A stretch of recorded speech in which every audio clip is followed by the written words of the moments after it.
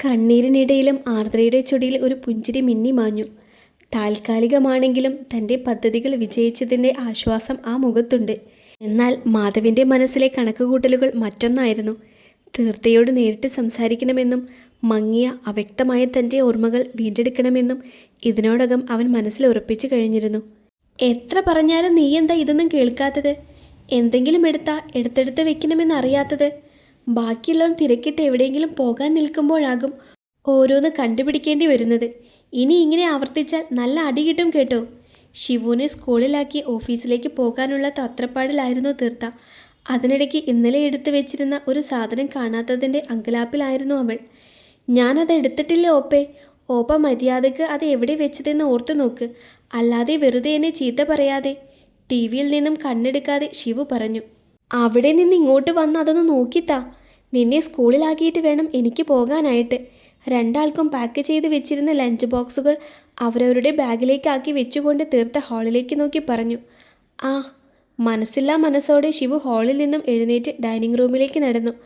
അപ്പോഴാണ് പുറത്ത് calling bell ശബ്ദം കേട്ടത്. അതാരാണെന്ന് നോക്കിയേ.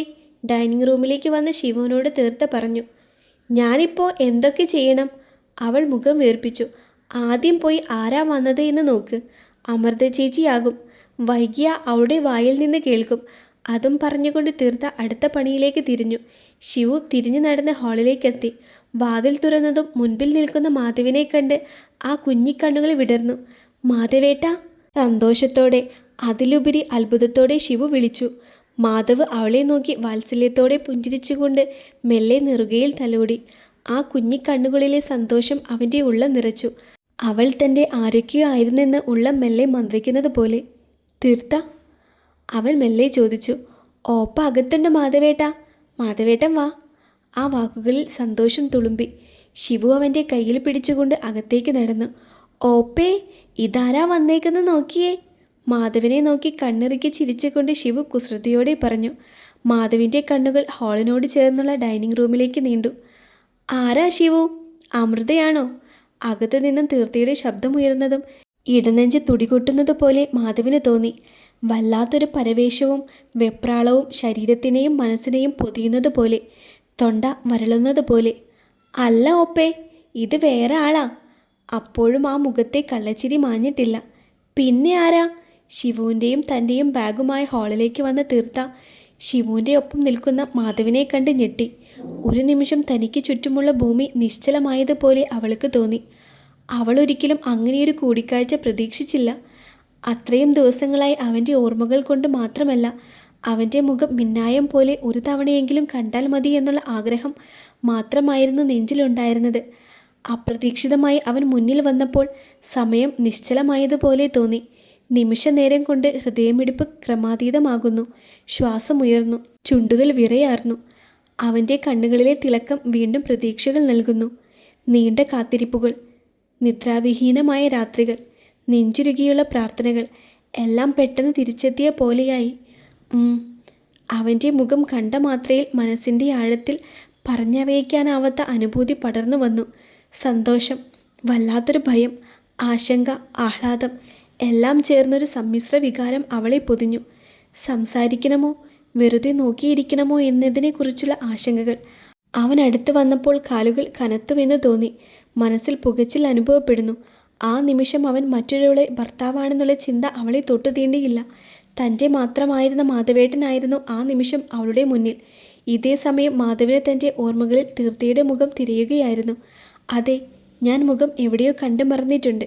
തനിക്ക് അത്രമേൽ പ്രിയപ്പെട്ട ഒരാളായിരുന്നു ഇവൾ എന്ന് മനസ്സ് തന്നോട് മന്ത്രിക്കുന്നത് അവൻ കേൾക്കുന്നുണ്ട്. പക്ഷേ എന്ത് ബന്ധം? അതുമാത്രം അവന് ഓർത്തെടുക്കാൻ കഴിയുന്നില്ല. തലയ്ക്കുള്ളിൽ 1000 കടന്നലുകൾ ഒരുമിച്ച് ഇരമ്പിയാർക്കുന്നത് പോലെ അവനെ തോന്നി. അവളുടെ മിഴികൾക്ക് മുന്നിൽ താൻ തളർന്നു പോകുന്നത് പോലെ. മാധവേട്ട. ശിവു കയ്യിൽ പിടിച്ച് കുലുക്കി വിളിച്ചപ്പോഴാണ് അവൻ സ്ഥലകാല ബോധത്തിലേക്ക് തിരികെ വന്നത്. ഞെട്ടലോടെ അവൻ അവളിൽ നിന്നും മിഴികൾ മാറ്റി. മാധവേട്ടൻ വരുന്ന കാര്യം എന്നോട് നേരത്തെ പറയാഞ്ഞതെന്താ? അങ്ങനെയായിരുന്നെങ്കിൽ ഞാൻ സ്കൂളിൽ പോകില്ലായിരുന്നല്ലോ. ചെറിയ പിണക്കത്തോടെ ശിവു പിറുപിറുത്തു. പക്ഷേ മാധവോ തീർത്ഥയോ അത് കേട്ടില്ല. ഓപ്പേ. തീർത്ഥയിൽ നിന്നും പ്രതികരണമൊന്നും ഇല്ലാതായപ്പോൾ ശിവു വീണ്ടും വിളിച്ചു. അപ്പോഴാണ് അവൾ മാധവൻ്റെ മുഖത്ത് നിന്നും നോട്ടം മാറ്റിയത്. അപ്പോഴേക്കും പുറത്ത് അമൃതയുടെ വിളി കേട്ടു. ഒരു വട്ടം കൂടി മാധവനെ നോക്കിക്കൊണ്ട് അവൾ അവനെ മറികടന്ന് പുറത്തേക്കിറങ്ങി. അവളിൽ നിന്നും ഉയർന്ന ചന്ദനത്തിൻ്റെ ഗന്ധം മാധവിൻ്റെ ഓർമ്മകളുടെ വേലിയേറ്റം സൃഷ്ടിച്ചു. ആരാ വന്നേ? മുറ്റത്തെ കാറ് കണ്ട് അമൃത ചോദിച്ചു. മാധവേട്ടൻ. തീർത്ഥയുടെ സ്വരം വിറച്ചു. നിന്റെ എക്സ് ഹസ്ബൻഡോ? അമൃതയുടെ കണ്ണുകളിൽ അത്ഭുതം. അവൾ മെല്ലെ മൂളി. പ്രശ്നമുണ്ടാക്കാൻ വന്നതാണോ? ചെറിയ പേടിയോടെ അമൃത ചോദിച്ചു. ഏയ് അല്ല. തീർത്ഥ മുഖം വെട്ടിച്ചു. ശിവു എവിടെ? അകത്തേക്ക് നോക്കിക്കൊണ്ട് അമൃത ചോദിച്ചു. അകത്തുണ്ട്. നീ അവളെ ഒന്ന് സ്കൂളിലേക്കാക്കുമോ? ഞാൻ അദ്ദേഹത്തോട് സംസാരിക്കട്ടെ. തീർത്ഥയുടെ ശബ്ദം നേർത്തിരുന്നു. അപ്പോൾ നീ ഇന്ന് ഓഫീസിൽ വരുന്നില്ലേ? പ്രൊബേഷൻ പീരിയഡ് ലീവ് എടുക്കാൻ പാടില്ല എന്നറിയില്ലേ? അമൃത ചോദിച്ചു. ലീവ് ആക്കുന്നില്ല. ഞാൻ ഓൺ ടൈമിൽ ഡ്യൂട്ടിക്ക് കയറിക്കോളാം, തീർത്ഥ പറഞ്ഞു. നീ ശിവുവിനെ വിട്, ഞാനാക്കാം. തീർത്ഥയുടെ എക്സ് ഹസ്ബൻഡിനെ കാണാനായി അമൃത അകത്തേക്ക് എത്തി നോക്കുന്നുണ്ടായിരുന്നു. ഞാനിന്ന് സ്കൂളിൽ പോണോ ഓപ്പേ? മാധവേട്ടൻ വന്നതല്ലേ? അകത്തു നിന്നും ശിവുവിൻ്റെ കൊഞ്ചൽ ഹാളിലിരുന്ന മാധവ് കേൾക്കുന്നുണ്ട്. ഈ കുഞ്ഞ് ഇത്രത്തോളം സ്നേഹിക്കാൻ താൻ എന്താ ചെയ്തത്? അവൻ ഓർമ്മകൾ വീണ്ടെടുക്കാൻ ശ്രമിച്ചു. അപ്പോഴേക്കും രണ്ട് വശവും മുടികെട്ടി മുഖവും പെരുപ്പിച്ചുകൊണ്ട് ശിവു സ്കൂൾ ബാഗുമായി റൂമിൽ നിന്നും ഇറങ്ങി വന്നു. മാധവേട്ട, എന്നെ ഇന്ന് സ്കൂളിൽ വിടണ്ട എന്ന് ഓപ്പയോട് പറയോ? മാധവിൻ്റെ അരികിലേക്ക് വന്ന് ശബ്ദം താഴ്ത്തി ശിവു ചോദിച്ചു. ഞാൻ പറഞ്ഞ ഓപ്പ കേൾക്കോ? ശിവു ചോദിച്ച അതേ ടോണിൽ മാധവ് തിരിച്ചു ചോദിച്ചു. മാധവേട്ടൻ പറഞ്ഞ ഓപ്പ എന്തായാലും സമ്മതിക്കും. പക്ഷേ ഞാൻ പറഞ്ഞെന്ന് പറയരുത്. ശിവുവിൻ്റെ ശബ്ദം വീണ്ടും താഴ്ന്നു. ഇന്ന് കുഞ്ഞ് സ്കൂളിൽ പോയിക്കോ. ഞാൻ വേറെ ഒരു ദിവസം വരാം. അന്ന് കുഞ്ഞിനെ സ്കൂളിൽ വിടണ്ടാന്ന് ഞാൻ പറയാം. പരിഭവത്താൽ പെരുപ്പിച്ചു വെച്ചിരുന്ന കവിളിൽ തട്ടിക്കൊണ്ട് അവൻ പറഞ്ഞു. ആ മുഖം വീണ്ടും പെരുത്തു. ചുണ്ടു കൂട്ടിക്കൊണ്ട് അവൾ പുറത്തേക്ക് നടന്നു. പിറകെ തീർത്ഥയും ഇറങ്ങി വന്നു. അവനെ നോക്കിയൊന്ന് പുഞ്ചിരിച്ചുകൊണ്ട് അവൾ ശിവുവിനെ അമൃതയുടെ അടുത്തേക്കാക്കാൻ പുറത്തേക്ക് നടന്നു. പുറത്തു നിന്നും ശിവുവിൻ്റെ പരിഭവം പറച്ചിലും തീർത്ഥയുടെ ആശ്വസിപ്പിക്കലും മാധവ് കേൾക്കുന്നുണ്ട്. അവൻ്റെ ചൊടികളിൽ അവൻ പോലും അറിയാതെ വാത്സല്യത്തിൻ്റെ ചെറുപുഞ്ചിരി വിടർന്നു നിന്നിരുന്നു. കുറച്ചു കഴിഞ്ഞപ്പോൾ തീർത്ഥ അവൻ്റെ അരികിലേക്ക് വന്നു. സോറി, തിരക്കായിപ്പോയി. കുടിക്കാൻ എന്താ എടുക്കണ്ടേ? ആദിത്യ മര്യാദയോടെ അവൾ ചോദിച്ചു. ഒന്നും വേണ്ട, എനിക്ക് ഇയാളോട് അല്പം സംസാരിക്കാനുണ്ട്. തൊണ്ട ശരിയാക്കിക്കൊണ്ട് അവൻ പറഞ്ഞു. പറഞ്ഞോളൂ. അവൾ അവന് മുൻപിലുള്ള കസേരയിൽ അമർന്നു. അവനു മുന്നിൽ ഇരിക്കുമ്പോൾ അവൾക്ക് വല്ലാത്തൊരു പരവേശവും വെപ്രാളവും തോന്നി. എങ്കിലും അവളത് മുഖത്ത് പ്രകടിപ്പിച്ചില്ല. ചോദിക്കുന്നത് കൊണ്ടൊന്നും തോന്നരുത്, എൻ്റെ അവസ്ഥ അങ്ങനെയായിപ്പോയി. അത്രയും പറഞ്ഞുകൊണ്ട് അവൻ ദീർഘമായൊന്ന് നിശ്വസിച്ചു. ഇല്ല, മാധവേട്ടൻ പറഞ്ഞോളൂ. നേർത്ത പുഞ്ചിരിയോടെ അവൾ പറഞ്ഞു. മാധവേട്ടൻ. അവളുടെ ആ വിളി അവൻ്റെ ഹൃദയഭിത്തിയിൽ പ്രതിധ്വനിച്ചു. അവൻ്റെ ചുടികളിൽ പുഞ്ചിരി വിടർന്നു. തീർത്ഥ, നമ്മൾ തമ്മിലുള്ള ബന്ധം എന്താ? തീർത്ഥയെങ്കിലും എന്നോട് കള്ളം പറയില്ലെന്ന് ഞാൻ വിശ്വസിച്ചോട്ടെ? പ്രതീക്ഷകളോടെയുള്ള അവൻ്റെ ചോദ്യം കേട്ട് അവളൊരു നിമിഷം പതറിപ്പോയി. എന്തു മറുപടി നൽകും താനീ ചോദ്യത്തിന്? അവൾ പ്രയാസപ്പെട്ട് അവനെ നോക്കി. പറയ് തീർത്ഥ, ആരെങ്കിലും എന്നോട് സത്യം പറയ്. ഞാനിപ്പോൾ കടന്നുപോയിക്കൊണ്ടിരിക്കുന്ന അവസ്ഥ എത്രത്തോളം മോശമാണെന്ന് വാക്കുകളിലൂടെ പറഞ്ഞ് നിങ്ങളെ മനസ്സിലാക്കാൻ എനിക്ക് കഴിയുമോ എന്നറിയില്ല. ഒരാൾ അടുത്തേക്ക് വരുമ്പോൾ അയാളുടെ മുഖത്തേക്ക് നോക്കി ചിരിക്കുമ്പോൾ ഞാൻ അനുഭവിക്കുന്ന ഒരു വിഷമമുണ്ട്. ഇയാളെ ഞാൻ അറിയുമോ? എങ്ങനെ അറിയും? എവിടെ വെച്ചറിയും? മനസ്സൊരു വെള്ളപ്പേപ്പർ പോലെയായി പോവും ചില നേരം. അവൻ്റെ മുഖത്ത് വേദന നിറഞ്ഞു. എന്ത് പറയണമെന്നറിയാതെ തീർത്ത ഉരുകി. ആർദ്രയ്ക്ക് കൊടുത്ത വാക്കിനേക്കാൾ ഇപ്പോൾ വലുത് മാധവേട്ടൻ്റെ സമാധാനമാണെന്ന് അവൾക്ക് തോന്നി. അതുകൊണ്ട് തന്നെ സത്യങ്ങൾ പറയാൻ മനസ്സുകൊണ്ട് തയ്യാറെടുത്തു. അതുമൂലം വരുന്ന പ്രത്യാഘാതങ്ങളെ അവൾ മനഃപൂർവ്വം കണ്ടില്ലെന്ന് നടിച്ചു. ഞാൻ മാധവേട്ടൻ്റെ ഭാര്യയായിരുന്നു. പതിഞ്ഞ സ്വരത്തിലുള്ള ആ വാക്കുകൾ കേട്ട് മാധവിൻ്റെ നട്ടലിലൂടെ കൊള്ളിയാൻ പാഞ്ഞു. അവിശ്വസനീയതയോടെ അവൻ അവളെ തുറിച്ചു നോക്കി. അപ്പോൾ ആർദ്ര? അവൻ മിഴിഞ്ഞ മിഴികളോടെ ഇരുന്നിടത്തു നിന്നും ചാടി എഴുന്നേറ്റ് അവളെ സൂക്ഷിച്ചു നോക്കി. മാധവേട്ടന് ഒരു ജാതകദോഷമുള്ള കാര്യം അറിയാമല്ലോ. അവൾ അവനെ നോക്കിയെങ്കിലും ഉണ്ടല്ലോ എന്ന് അവൻ പറഞ്ഞില്ല. അവളുടെ മുഖത്തേക്ക് തന്നെ തുറിച്ചു നോക്കി നിൽക്കുകയാണ്. കേട്ടതൊന്നും അവന് വിശ്വസിക്കാനാകുന്നുണ്ടായിരുന്നില്ല. തൻ്റെ കാതുകളെ പോലും ആ നിമിഷം അവൻ അവിശ്വസിക്കുന്നുണ്ടെന്ന് അവൾക്ക് തോന്നി. ആ ജാതകദോഷത്തിൻ്റെ പേരിൽ ആർദ്ര കല്യാണത്തിൽ നിന്നും പിന്മാറിയപ്പോൾ പകരം കണ്ടുപിടിച്ചതാണ് എന്നെ. അതും 3 കോടി രൂപയ്ക്ക്. പറഞ്ഞുകൊണ്ട് അവൾ ദീർഘമായി ഒന്ന് നിശ്വസിച്ചു. 3 കോടി രൂപയ്ക്ക് കല്യാണമോ? അവൻ്റെ ഉള്ളു പുകഞ്ഞു. തൻ്റെ ജീവിതത്തിൽ സംഭവിച്ച കാര്യങ്ങൾ കേട്ട് അവൻ്റെ മനസ്സ് കലങ്ങി. നമുക്കൊരു കുഞ്ഞുണ്ടായിക്കഴിഞ്ഞാൽ മാധവേട്ടൻ്റെ ജീവിതത്തിൽ ഞാൻ ഒഴിഞ്ഞു മാറണമെന്നായിരുന്നു. എന്നാൽ മാധവേട്ടൻ എന്നെ ഒരുപാട് സ്നേഹിച്ചു. അത് പറയുമ്പോൾ സന്തോഷകരമായ ഓർമ്മകളുടെ വേലിയേറ്റത്തിൽ അവളുടെ മനസ്സുലഞ്ഞു. ഒരു എഗ്രിമെൻറ്റിന് പുറത്തുള്ള ജീവിതമാണെന്ന് മറന്ന് ഞാനും ഒരുപാട് സ്നേഹിച്ചു. ഒപ്പമുള്ള ജീവിതം ഒരുപാട് ആഗ്രഹിച്ചു. പക്ഷേ വിധി. ബാക്കി പറയാനാവാതെ അവൾ കിതച്ചു.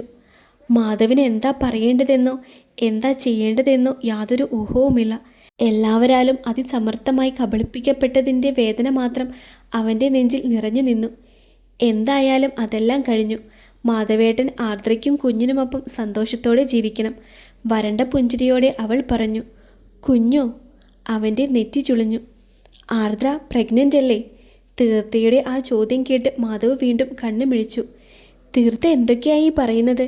അങ്ങനെയൊരു ദോഷമുള്ളപ്പോൾ ആർദ്ര എങ്ങനെ പ്രഗ്നൻ്റ് ആവും? അതോ ദോഷം മാറിയോ? അവൻ ചോദ്യഭാവത്തിൽ അവളെ നോക്കി. ആർദ്ര പറഞ്ഞപ്പോൾ തന്നെ അതൊരു കള്ളമാണെന്ന് തീർത്ഥയ്ക്ക് തോന്നിയിരുന്നു. എന്നാൽ അത് മാധവിൻ്റെ നാവിൽ നിന്നും കേട്ടപ്പോൾ അവൾക്ക് വല്ലാത്ത ആശ്വാസം തോന്നി. എനിക്കറിയില്ല. കഴിഞ്ഞ ദിവസം ആർദ്ര എന്നെ കാണാൻ വന്നിരുന്നു. അന്ന് അവൾ പ്രഗ്നൻ്റ് ആണെന്നാണ് പറഞ്ഞത്. അതിൽ കൂടുതലൊന്നും എനിക്കറിയില്ല. തീർത്ഥ ചെറുതായി നിശ്വസിച്ചു. എന്തിനാണ് എല്ലാവരും എന്നെ പറഞ്ഞു പറ്റിച്ചത്? തീർത്ഥയുടെ കാര്യം എന്തിനാണ് എല്ലാവരും തന്നിൽ നിന്നും മറച്ചു പിടിച്ചത്? ഇത്ര നാളും ഒരു സംശയത്തിന് പോലും ഇടവരാതെ എല്ലാവരും തനിക്ക് മുന്നിൽ അഭിനയിക്കുകയായിരുന്നു. കുറച്ച് ആളുകൾ കൂടി തീർത്ത കള്ളം കൊണ്ടുള്ള ലോകത്താണ് താൻ ഇത്രയും നാൾ ജീവിച്ചതെന്ന് ഓർത്തപ്പോൾ മാധവിന് വല്ലാത്ത വീർപ്പുമുട്ടൽ തോന്നി. അന്നത്തെ ആ ആക്സിഡൻറ്റിന് ശേഷം എന്താ സംഭവിച്ചത്? മാധവ് അവളുടെ കണ്ണുകളിലേക്ക് നോക്കി. അന്ന് സംഭവിച്ച കാര്യങ്ങൾ തനിക്ക് അറിയാവുന്നതുപോലെ തീർത്ത അവന് പറഞ്ഞു കൊടുത്തു. എല്ലാം കേട്ട് കഴിഞ്ഞപ്പോൾ മാധവ് തളർച്ചയോടെ തിരികെ കസേരയിലേക്ക് തന്നെ ഇരുന്നു. അവനതൊന്നും വിശ്വസിക്കാനാവുന്നുണ്ടായിരുന്നില്ല. അവൻ മാനസികമായും ശാരീരികമായും ഒരുപാട് തളർന്നെന്ന് മനസ്സിലാക്കിയപ്പോൾ അവളൊരു ഗ്ലാസ് വെള്ളം കൊണ്ടുവന്ന് അവന് നേരെ നീട്ടി. അവളുടെ കയ്യിൽ നിന്നും അത് വാങ്ങി അവൻ ഒറ്റ വീർപ്പിന് കുടിച്ചു തീർത്തു. അത്രത്തോളം പരവേശം അനുഭവപ്പെട്ടു. തീർത്ത, താൻ എൻ്റെ ഒപ്പം വീട്ടിലേക്ക് വരുമോ? കസേരയിൽ നിന്നും എഴുന്നേറ്റുകൊണ്ട് അവൻ അവളുടെ ഇരു കൈയിലും പിടിച്ചു. തീർത്ത പകപ്പോടെ അവനെ നോക്കി. പിന്നെ ഇല്ലെന്നുള്ള അർത്ഥത്തിൽ തല വെട്ടിച്ചു. പ്ലീസ്, ഒരു തവണ മാത്രം. അവൻ പ്രതീക്ഷയോടെ അവളുടെ മിഴികളിലേക്ക് നോക്കി. ഇല്ല മാധവേട്ട, എനിക്ക് വീണ്ടും അവിടേക്ക് വരാനാവില്ല. അല്ലെങ്കിലും എന്ത് ബന്ധത്തിൻ്റെ പേരിലാണ് ഞാനിനി ആ വീട്ടിലേക്ക് വരുന്നത്? അവനിൽ നിന്നും കൈകൾ പിൻവലിച്ചുകൊണ്ട് ചോദിച്ചു. ഒരു ബന്ധത്തിൻ്റെയും പേരിലല്ലെങ്കിൽ കൂടി ഞാൻ വിളിച്ചാൽ താൻ വരില്ലേ? മാധവിൻ്റെ ശബ്ദത്തിൽ പ്രതീക്ഷയും നിരാശയും ഒരുപോലെ ഇടകലർന്നിരുന്നു. ഇല്ല മാധവേട്ട, ഞാൻ വരില്ല. തെരുവിൽ നടക്കുന്ന നായയുടെ പോലെ ആട്ടി ഓടിച്ചതാണ് എന്നെ അവിടെ നിന്നും. ആത്മാഭിമാനമുള്ള ഒരാൾക്കും ഇനി ആ പടി ചവിട്ടാനാവില്ല. അവൾ അവനിൽ നിന്നും തിരിഞ്ഞു നിന്നു. തീർത്ത, പ്ലീസ്. മാധവിൻ്റെ ശബ്ദമിടറി. മാധവേട്ട, എനിക്ക് ജോലിക്ക് പോകണം. ഇപ്പോൾ തന്നെ ലേറ്റായി. ജീവിക്കാനുള്ള ആകെയുള്ള വരുമാനമാണ്. ദയവ് ചെയ്ത് അതില്ലാതാക്കരുത്. മനസ്സ് കല്ലാക്കിക്കൊണ്ട് അവൾ ഹാൻഡ് ബാഗും എടുത്ത് പുറത്തേക്കിറങ്ങി. ഇനി എന്ത് ചെയ്യുമെന്നറിയാതെ മാധവും പുറത്തേക്കിറങ്ങി.